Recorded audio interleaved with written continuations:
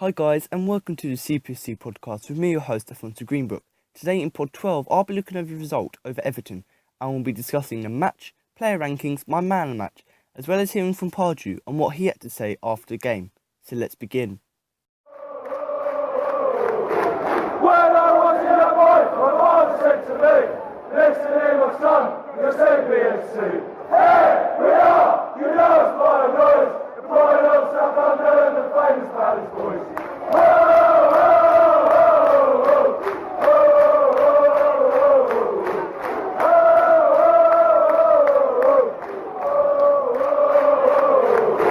When I was a young boy, my father said to me, "Next to the name of son, you're CPFC.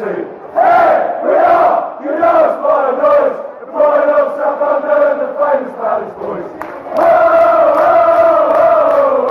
ho, ho, When I was a young boy, my father said to me, "Next to the name of son, you're CPFC. Hey, we are, you know us by the noise, the pride of Southampton and the famous Palace boys.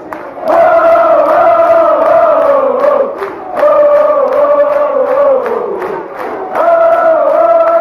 Hey, we are, you know us by the noise, the pride of Southampton and the famous Palace boys. Ho, ho, When I was a young boy, my father said to me, "Next to the name of son, you're CPFC. Hey, we are, you know us by the noise, the pride of Southampton and the famous Palace boys. Ho, ho,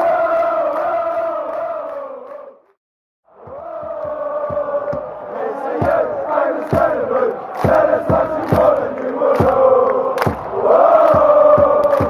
It's a young famous celebrate, tell us what you want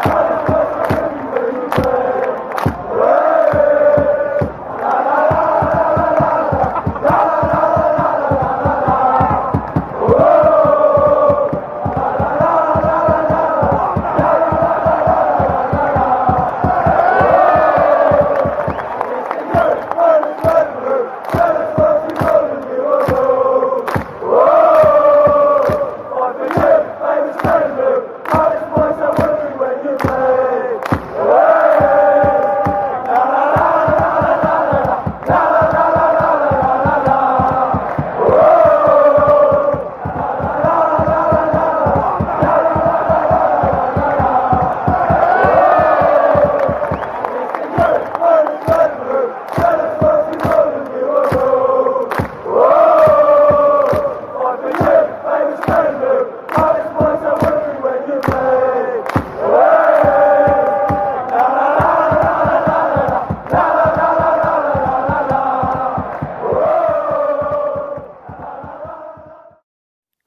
Palace were held to a goalless draw by 10-man Everton at Selhurst Park on a night where they did everything but score. The Eagles had good chances to snap all the points in both halves and found themselves camped in the Toffees half after the visitors saw James McCarthy showing a second yellow card 6 minutes into the second half, but still the breakthrough wouldn't arrive. In fact, Wayne Hennessey made the better of the saves during the contest, and while he could have been happy just to keep a second consecutive clean sheet, it ultimately yielded just a point. Freed from the pressure of a long wait for their league win, Palace began like a house on fire, and after Yannick Bolasie had forced Joel Roberts into a low stop at his near post 3 minutes in, Dwight Gale narrowly put a snapshot wide after being picked out brilliantly by Wilfried Zaha. But after the bright start, Everton began to grow into the game, and on 20 minutes only Hennessey's reactions kept the scores level. Leighton Baines picked out his fellow fullback Coleman, who had been left unmarked at the back post, but the Irishman international's first-time shot was blocked by the Welsh keeper. However, there was nothing he could do when Ross Barkley attempted to weave his way through the Eagles' back line, and the ball found to Kone, who hammered it goalwards, leaving Hennessey beaten, but a superb effort. But fortunately, it flew over the bar into the Holmesdale. Then just before the hour mark, the Palace keeper was called into action again when a swift counter-attack saw Barkley slip in Romelu Lukaku, who attempted to destined to find the net, but Hennessey stayed big to block his attempt. Having overcome that period of pressure unscathed, Alan Pardew's men had another sight on goal when Gale attempted an acrobatic bicycle kick following a loose header from John Stones, but missed out on scoring one of the goals of the season by fractions. And Morey was incredibly lucky not to divert a driven Wilfried Zaha cross into his own net 5 minutes before the break. After the restart, Barkley went close to netting Astana when he picked the ball up outside the area, bent it towards the top corner, but to see it clatter off the crossbar. But minutes later, McCarthy could have no complaints for being shown a second yellow card on 51 minutes for a block on Balassi, having been booked previously for a snidling tackle on Johan Cabai. With the man advantage, Palace pushed forward and Mile Jednak created chances for Jason Puncheon, but Robes was quickly out to block. The Eagles recycled the ball and another opportunity came for Joe Ward, but his shot that from outside the box was also saved by the Spaniard. There was a moment of brief respite when Stones could have done better, or should have done better, after being allowed a free header from a Barkley corner, but could only find Hennessey. But Palace continues to dominate, and Cabai had a dipping shot smothered by Robes before some brilliant skill by Puncheon saw him beat two players and nearly repeat his heroics from 4 days before, but his curler was pushed away. Wave after wave of attack continued, and after Emmanuel Adebayor was introduced to the fray, he headed just wide after being picked out by Puncheon, and another substitute went close with his head when Connor Wickham nodded over the cross from the left. But Hennessey once again had to pull out the stops to keep his clean sheet when a breakdown in attack at one end allowed Coleman a chance to advance and let fly from 25 yards out, but his deflected shot looked to be looping over the 6'6" glovesman, but he scrambled back and managed to get something on a shot to prevent it from creeping in. Later on, Puncheon and Adebayor linked up again, but the striker couldn't help keep his header on target on a frustrating night in front of goal for the Eagles. Now to move on to the player rankings. And like I say, every podcast, if you do have a different opinion or you just want to say something about the game, don't forget to drop a comment below the video so myself and other fans can see what you thought of the game, and so we can add a little bit more discussion on my channel. So, as it was a pretty feisty game, as you heard from the match report, there are quite good rankings today, and it's actually exciting for once. It's a good result for Palace. So I'm going to start with Wayne Hennessey, and I've given him a 7. In the first half alone, Wayne Hennessey made 2 smart saves from Lukaku and Coleman, respectively, and is one of the main reasons that Palace were able to keep the clean sheet. So obviously, Wayne Hennessey, in the last sort of, let's say, few months, he hasn't really been performing well, but yesterday, as it were, he was playing really well. He was able to claim the crosses that were coming in. He was able to catch the ball. He was able to, jump high to get them, obviously make them crucial blocks, and actually have a really good game. And, to be honest, if it weren't for him, we probably wouldn't have kept the clean sheet, or we wouldn't have kept the draw, because, he kept the ball out and also, made some of these crucial saves, catches and blocks as well. So a really good game for Wayne Hennessey, and hopefully we can just see him getting back to what he was before Christmas, his really top level, what we know of him. But yeah, a really good performance from Wayne Hennessey. One of the standout players for me, not, man of the match quality, but a standout player, crucial, rock solid for the win. So now to move on to the right back, Joe Ward. Now, I'm going to give him a 6. Now, it wasn't one of Joe Ward's best performances of the season, but it wasn't one where the young English defender cost his side. He'd be more happy helping a hand in recording a back-to-back clean sheet. So obviously, Joe Ward, he's been performing a lot better in the last few games. Obviously, he did give that crucial pass to Puncheon in the last game against Norwich.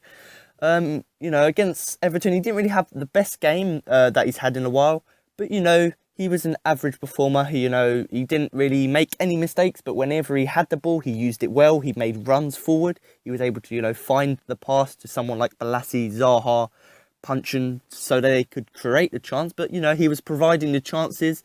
And also, obviously, he done, as well as getting the ball forward, he done his defensive duties as well to keep the clean sheet. And I think he'd be happy, like most of the players, the defensive players, that they've been able to keep a clean sheet, which we haven't done in a very long time. But yeah, a very solid performance from Joe Ward. Once again, his passes were good, his runnings very good down the flank, and also, just as a defender, quality defending from him. Now to move on to Damien Delaney, who had a very good game in my opinion. And obviously, since he scored the goal from at West Ham. He's been, he's upped his game and he's actually getting better and better. So Damien Delaney was given the job of making sure that the Belgian striker Lukaku didn't have an impact on the game. He carried his task well. And I suppose a saying that, football pundits use, fans of football use, is when a defender does well against a world-class striker, and Lukaku is a world-class striker in my opinion. They normally say that the defender, so in this case, Damien Delaney and Scott Dann had Lukaku and Kone, for that instance, had them in his pocket. And I think that is sums up both of the defenders' performances. I'll go on to talk about Dan in a minute, but, both of them, if we're going to use football terminology, then yes, both Delaney and Dan had Lukaku in his pocket. And also, Delaney in particular made this really, really fantastic block and tackle from Lukaku. So obviously Everton passed the ball up on the counter-attack, and obviously it was Lukaku and Delaney one-on-one, and Delaney saw the ball that was in between Lukaku's legs and nutmegged Lukaku, got the ball and made a run forward, and he ran about half the pitch. And considering he's 34 years old, isn't the fastest player on the pitch. That was actually one of the best moves we had during the game, and it just shows that even if you are old, 34 years old, you can still, perform at Premier League level. And that block and that tackle was superb. Lukaku was coming one-on-one with him. He literally found the ball just in the middle of his legs and he kicked it out. Obviously, he went through his legs and Delaney was able to, make a little run and pass the ball forward. So a really good game from Delaney. Obviously, wasn't the captain because Jednak's come back into the team, but also, like always, good and commanding, making sure, that the back line and the goalkeeper know what they're doing, and, a good solid performance from him. Now to move on to Scott Dann, and, last week I gave my first 8 in my podcasts, and I'm going to give another 8 today for the performance against Everton to Scott Dann. So as well as helping out fellow centre-back Damien Delaney in helping keep Lukaku quiet, Scott Dann also undertook the role as the sweeper in Palace's back line last night, in a well-executed performance from the Englishman. So obviously the reason Scott Dann has got the higher rating is obviously because he's slightly younger, so he's faster, so he's able to catch up with Kone Lukaku, whereas, Delaney would not catch up with them. So that's another reason why he's slightly higher rating. Obviously, because of his speed, he's able to get back. But also, from corners, he was very good. He had a header that just went wide of the goal. So I suppose that's another reason why he's a good rating. And, to be honest, him and Delaney have been superb this season, to be honest, in a whole, and especially the last few games. And to be honest, there's no really other way to say it. Like I said, for Delaney and Dan, he kept the defender, they kept Lukaku in their pockets. But a really good performance from Scott Dann, really good communication with Delaney as well, obviously, where Delaney couldn't get back. He said to Dan to get back because he's slightly faster. So Dan was able to get back, defend. And also, like Delaney, when he got the ball, instead of sort of passing it around the back that some teams do, he would either find the pass or make a little run and pass it out to the wing or Soiree or Ward. And he was making these good chances. So a pretty solid performance from Scott Dann once again, and clipped the first clean sheet in a very long time. And that just sums up his performance. Now to move on to the left back, Papa Soiree. So I'm going to give Soiree a 6. So Soiree was often tested by his opposite number, Coleman, throughout the game last night, but had a safe 90 minutes in which he helped the side keep a clean sheet and also offered support a number of times out wide when the Eagles were on attack. So obviously Soiree is a very attacking defender in that sense, and he did show his class against Everton. He was able to get the crosses in, make these runs, do lovely link-up play, one-on-one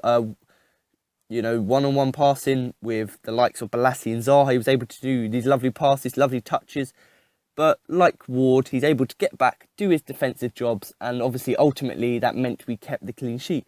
But, Papa Soiree, the last few games, he's been a bit off, and he's slowly getting back to his standard. And obviously, where he's from Senegal, he's come back from the league. He's still adapting to the Premier League, but I think he's finally at a stage where we can say that he's, adapted to the Premier League and he's having really good games. But like I say, the thing about Soiree, which is the good thing about him, is his attacking sense, as well as his defensive.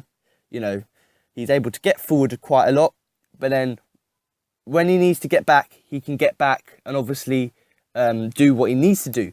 Now to talk about Mile Jednak. So I've given Jednak I'm gonna give Mile Jednak, I said a 6, but I'm gonna give him a 7. So Mile Jednak was given a job during the game as a role as a CDM, and he executed it very well. And obviously, if you didn't know, he was the captain for this game. Obviously, Delaney would be the captain if Jednak was out, but as Jednak was back in the squad, obviously he was given the CDM role and the captain role. And winning balls in the air, the Aussie also provided a good link between defence and attack, as well as a number of good tackles to break up any threat from Everton.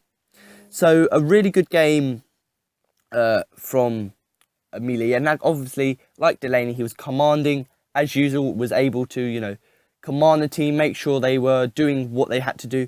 And also, like I said in the last game, the reason he won the man of the match in the last game was because he's added a little bit of protection in front of the back four. And he'd done that exactly against Everton. He was able to, go back, make sure that the likes of Lukaku, Kone, Coleman couldn't get up, couldn't get forward.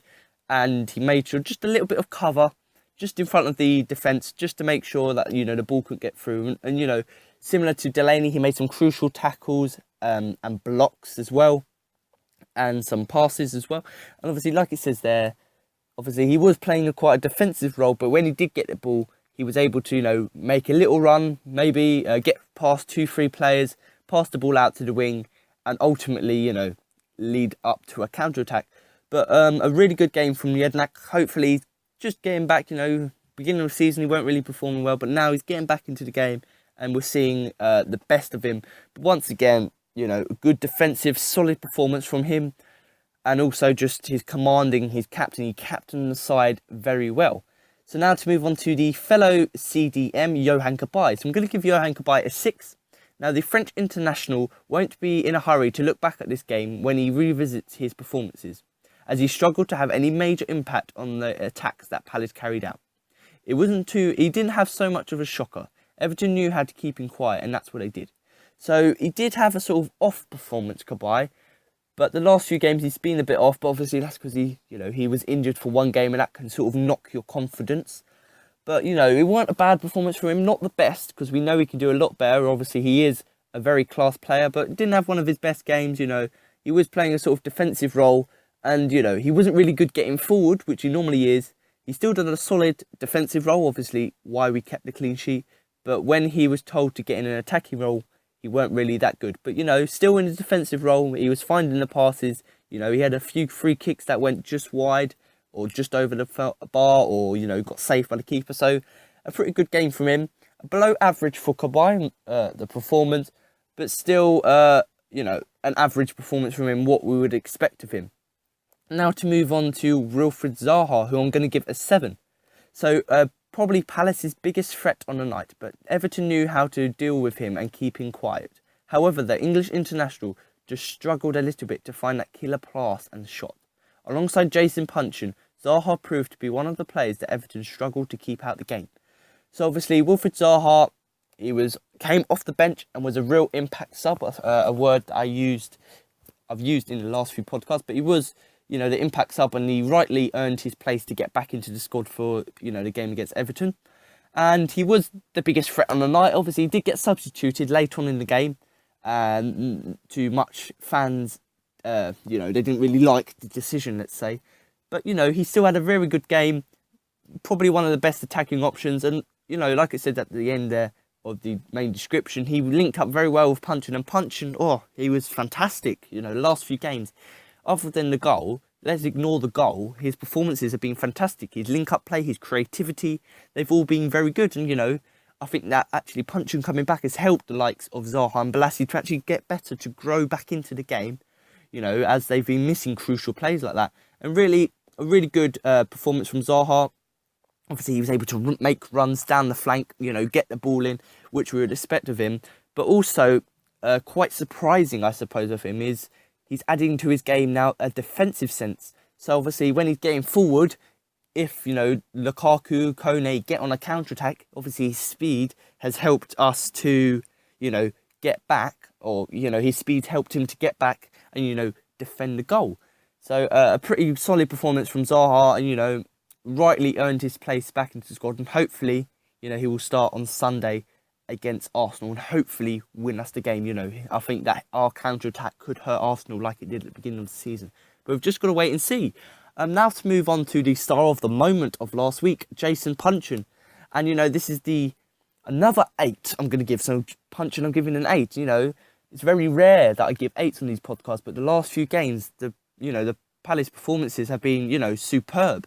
So he rightly deserves his 8. So Jason Puncheon was named by many supporters as Palace's man of the match. And I will go on to explain, obviously, like I normally do, after the player rankings. I'll go on to explain my man of the match. But Puncheon was one of the top contenders. And obviously I was watching the game and listening to commentators. And they both said, or because there was 2 commentators commenting on the game, they both said that he was a, man of the match in their opinion.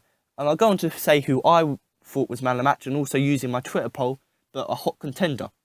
Now, consistently providing to be a threat to Everton throughout the game, the former Southampton midfielder will know that he played well and could potentially have won the game for the hosts.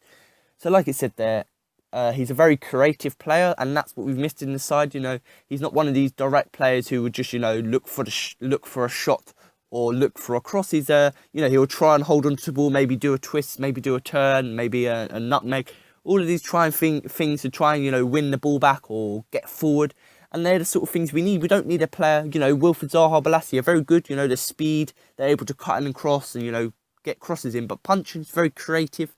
He's able to use the ball well, whether it will be an overhead kick or a little flick or a turn.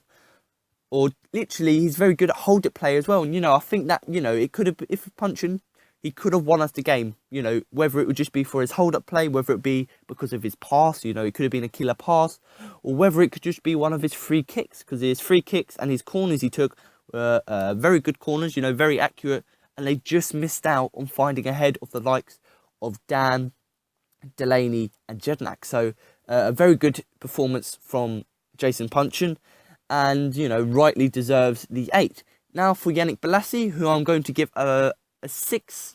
Some people may disagree, and this is where I want your opinion. I want to hear what you think of Yannick Bolasie's performance.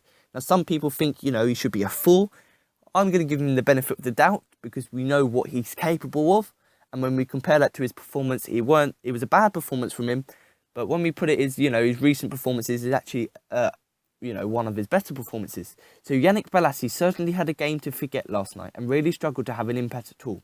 At times, you could really hear the crowd's frustration with the DR Congo international, who was replaced in the second half by Alan Pardew. So obviously they're sort of criticising him as such, for not having a mega impact. But if you look at his performance, other than the bad things he'd done, he actually was very good. Like same as Zaha, when Zaha has an off game, he still has the good things and the good attributes from Bolasie. It's the fact that he can run down the wing. He was very good creative, I suppose, as Puncheon. He was able to cut inside, get some lovely, superb crosses into the area. And like I said, all the crosses that came in, we were very unlucky when we got ahead on them that they went wide. But, Bolasie's had a bit of an off game, let's say. But, it's not a bad performance from him. It's a sort of an average performance from him. But, he still did have an impact on the game. People may think that he didn't really have an impact. But in my opinion, I think he had a quite a good impact on the game, Obviously, the fact that he get forward, get the crosses in, and also where we were playing quite narrow at times, he was able to run at players and, dodge past them to get forward. And I think that's what we need, if we're not going to play, sometimes we're not going to play wide, we're going to have sort of played quite narrow. I think that the likes of Zaha and Bolasie running at defenders would be quite scary, in that way create opportunities. So a slightly under average performance from Yannick Bolasie, to say the least, but not the worst performance from him. Now to move on to Dwight Gale. Obviously played well in the last few games and rightly deserves his start. And I'm going to give him a 6. So Dwight Gale only had 2 real chances, which both came in the first 45 minutes of the game. The Englishman scuffed his first chance wide, but the other was a fantastic, fabulous bicycle kick that went just wide of the post. Gale's movement off the ball was also highlighted as from his performance. So, Gale, people may say that he had a slightly off game, and, some people may give him a 4, like Bolasie, or maybe a 5. But I'm going to give him a 6. Like I say, benefit of the doubt, because, he's only just getting back because he hasn't played for months.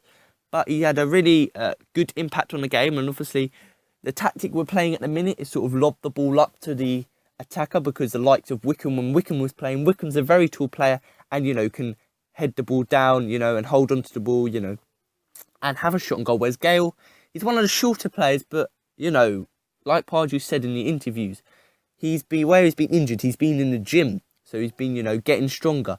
And that has helped him, in his game. And actually, he's winning more aerial things than he did before. So, aerial chances. So, when Delaney and Dan are lobbing balls him, which, the balls were fantastic, by the way, Gale was able to get on the end of them. Maybe not able to create the chances, because instead of having a shot, he may have passed it out wide, so more people can run in the box from the cross.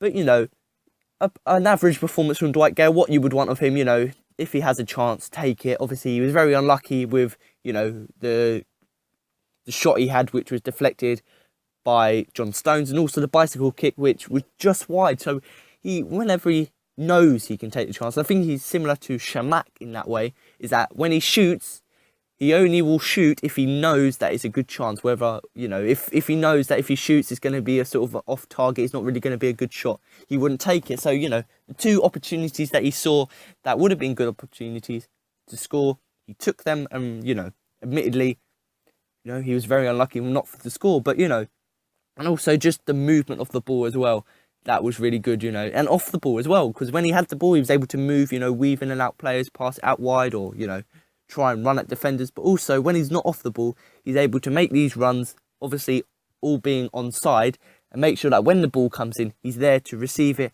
and header it in. So now to move on to these substitutions. So I'm going to give Connor Wickham a 5. Obviously, he didn't have the biggest impact on the game, but, I'll go on to explain about his performance. So at half-time, Alan Pardew opted to change the striker up top, and Connor Wickham came on to replace Dwight Gale, but the chance didn't really work out. So obviously, he's come back from injury, not really been the best over the last few games, but I think a few more games and he'd be back up to scratch, winning headers. But the former Sunderland forward had a few decent chances to put the Eagles in front, but failed to find the back of the Everton net.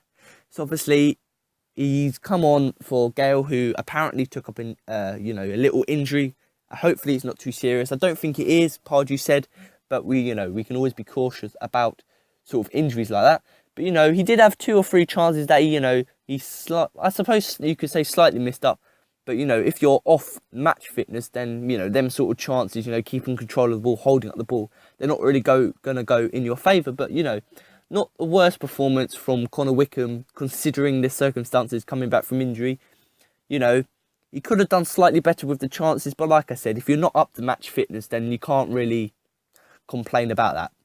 So a pretty good performance from him, and you could really see his presence, whether mainly not because of, his ability to score, the chances to score, but I think more of the sense of his hold-up play, waiting to link up with the player who I'm now going to explain. So pretty solid performance from Wickham, but, not his best, but I can definitely see the likes of Adebayor or Gale starting against Arsenal. And now to move on to the man himself, Emmanuel Adebayor, and a 5. Now I've got a picture here that I'm looking at, and it says here the picture of Emmanuel Adebayor really sums up his performance. And basically it's a picture of him pulling his shirt over his face. And I don't know whether that's because he's angry that he wasn't able to convert the chance, or whether it's just because there's so much sweat pouring down his face. But, if you want to see the picture, go on to read Crystal Palace. Obviously, I'm one of the editors on that website, but go on there and look at the player rankings, and you'll see the picture of Adebayor, and you can, see for yourself. And if you do look at the picture, don't forget to comment what you think of it below the video.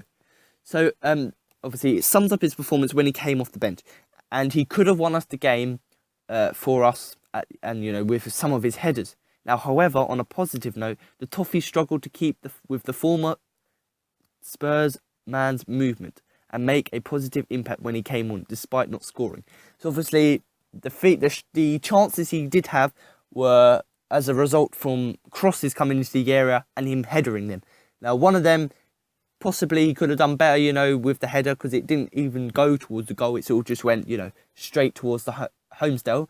But, he had a few other chances. One of them went just wide of the post. Another one of them got saved by the keeper. So, Adebayor slowly getting back into the game, back to match fitness. And I think I was a bit dubious when Pardew, made the substitution, but, it worked out for the better. His hold-up play was very good. And also just this movement, same as Dwight Gale. If he doesn't have the ball, he's able to weave in, find these spaces, ready to receive the ball from the crosses or a pass. So, a pretty good performance from Adebayor. And considering he's just come back from injury, it's a pretty good performance from him. Now to move on to Bakary Saka, who some people may think he had an off game. The game, on Saturday against Norwich, he had a bit of an off game. Obviously, he did get started instead of Wilfried Zaha.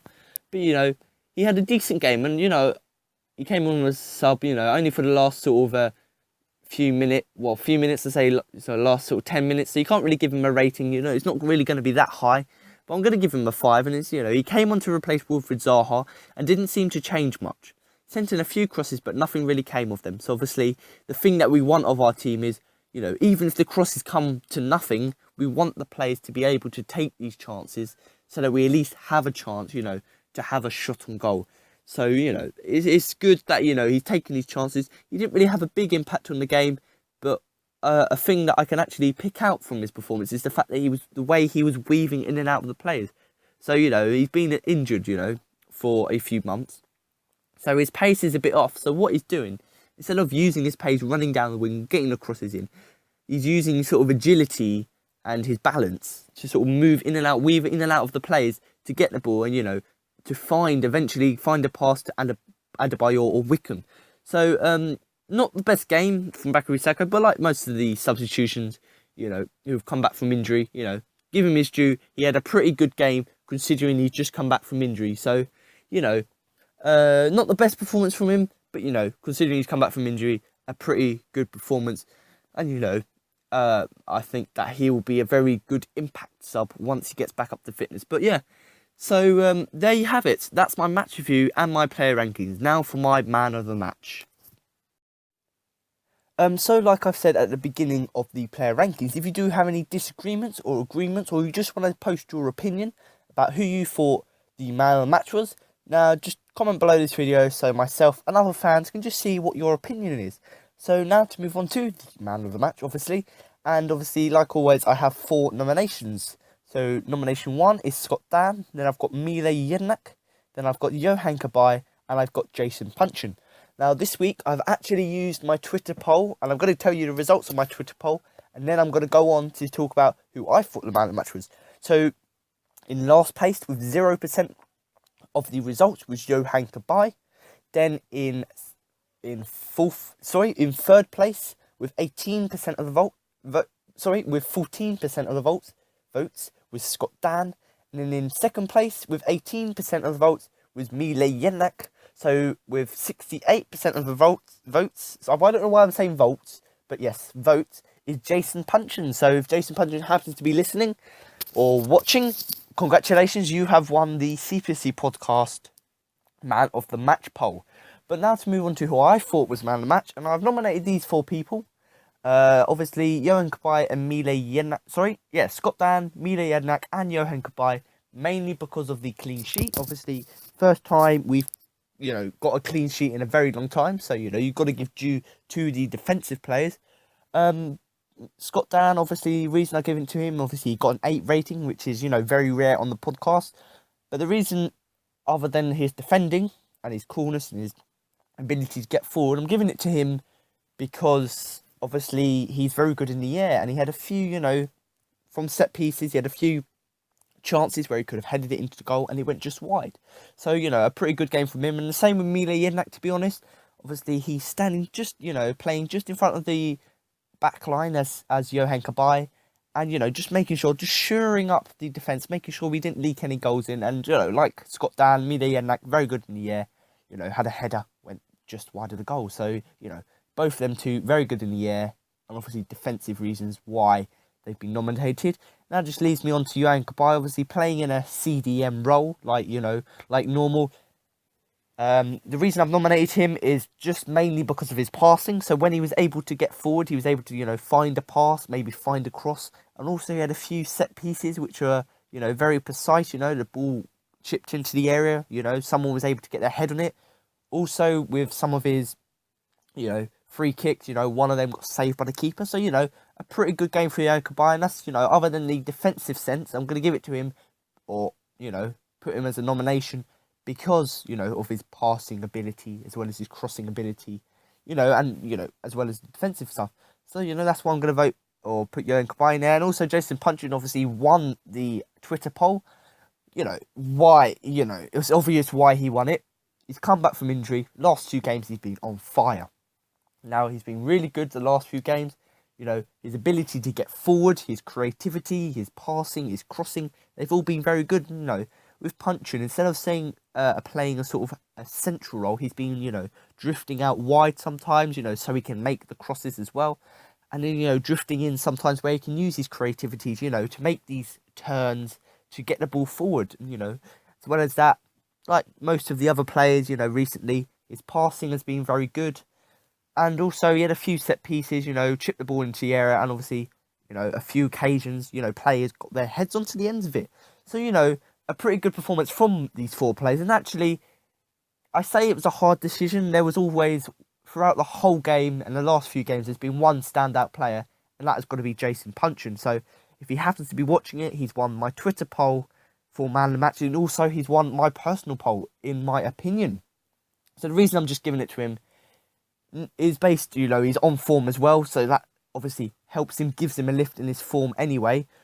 Another reason, like I've said, is the fact that he, his creativity with the ball, the way he's able to use the ball, to find spaces, to find gaps, to find the passes, which is very good, and also sometimes try the shot, which he's done recently, as we know. And also, another thing, just drifting out wide sometimes, we were playing quite narrow against Everton, obviously, to try and get the best, get a straight shot on goal, which I think is a good tactic. Sometimes it's, good to use it because Balassi and Zaha can run at the defenders rather than, chipping the ball in. So, good tactic there. And obviously, where we were playing narrow, occasionally we would go back wide to a wide formation. And obviously, sometimes Balassi may play central, or Zaha will play central. And, that would mean that Punchin was drafted out wide. And he done that very well, and he was able to, change his game depending on where he was in the game. But really, and a fantastic performance by Punchin. Like I said in the player rankings, he totally deserved the ranking. I gave him an 8. He totally deserved that, and totally deserves the man of the match. So there you have it. That's my podcast review. Now we're going to listen to what Pardew had to say after the game. You say it's a point game, or well, of course. We'd like to have won the game. We had some great chances to win it, particularly Punchin and Connor Wickham should have scored. And that's frustrating, but, before the Norwich game, the pressure we were under, the 4 points is very welcome. And it'd be very difficult, I think, for the bottom 3 to catch us. So that's one part of my brain. The other part of my brain was a little bit disappointed we didn't get 12th place tonight. would you say the clean sheet's a positive thing? Well, I thought we looked solid tonight. You look at us and the midfield is functioning well, the defence and the goalie played well tonight. He had a lot to do, but what he did very well. It's just at the top of the pitch, we need to just find us a little, just misfiring a little bit. Balassi, Zaha was okay in parts today, and other parts not so good. And those 2 players make a massive difference to us. And we got to plug them into the electric for Arsenal, Man United, and the semi-final, and we'll look a different team going forward. Connor looked like a player who's been injured, but he definitely needed that half a game. So a clean sheet, Connor gets half a game, Adebayor back in the fold, and I thought he did well when he came on, Adebayor. So some positives to take out of the game for sure. And you look like you're annoyed at Ryan Oviedo. Did you think he died in that instance when he went through in the second half? Yeah, he did, but I don't make a big deal about it. When you talk about 2 halves of your brain, is there a tiny part of your brain plotting the route to the final, the FA Cup, and who you might pick? Yeah, of course. Are you talking about who I might pick for the team? When you're watching the team, is it hard to stop thinking about? Well, I think it's such an important game for this football club that I'd be doing it a disservice if I wasn't trying to give game time to players, to give them a chance. Connor perhaps coming on at half time was probably a tough call for Connor, and probably in reflection I shouldn't have done that. I should have perhaps brought Adebayor, who's had a bit more football than Connor. But good for him that he got half a game. And as I say, keeps Sacco in the fold. Thought he did well when he come on. And now they're all up for grabs. You know, the next 2 games are important. We got to make sure we come out with positive results and keep this momentum. We've gone to West Ham and got a draw. We've beat Norwich at home. We've got a draw here. Perhaps should have won. And we'll have to accept that on the run we've been on. That's not bad. You mentioned before about the supply to the striker. Do you think it was better today, or do you think there's still some stuff to work on? You said before they weren't getting enough. There is always stuff to work on with delivery, and just a couple of overhit ones at the end, which I think put a sort of nasty stain on the crossing, because some of the crossing was good. But as I say, you know, the key to this football team since I've been here has been Balassi and Zaha, and those 2 guys have got to offer us a little bit more than they did tonight, and I want to see that in the next 2 games. You said before today that you were hoping Saturday's result would give you more confidence, shed some of those nerves. Do you think the chances that were wasted tonight that might have been some of those nerves still being there? No, I don't think so. I don't think so. I mean, Punch had scored the weekend. He perhaps should have took it with his right foot. I think he scores. He lets it run across him and gives the goalie a chance. Connor, perhaps because he hasn't had a lot of game time, even on the training ground, that chance he snatches at a little bit. But, you know, I couldn't fault the effort and the commitment of the team. It's very difficult when you go down to 10 men. Teams, you know, become a little bit more disciplined in their defending. They had 2 banks of 4 and Lukaku as an outball. And that's difficult to break down at the professional level. And they all did their jobs today. So, you know, Martinez can be pleased that they see that period out as well as they probably could have. So there. Now you've heard what Pardew had to say, that concludes my match review of Crystal Palace versus Everton. But make sure to come back next week for my pre- and post-match review of Crystal Palace versus Arsenal, or Arsenal versus Crystal Palace if you want to be pedantic. So thanks for watching, and remember to up the Palace. South London!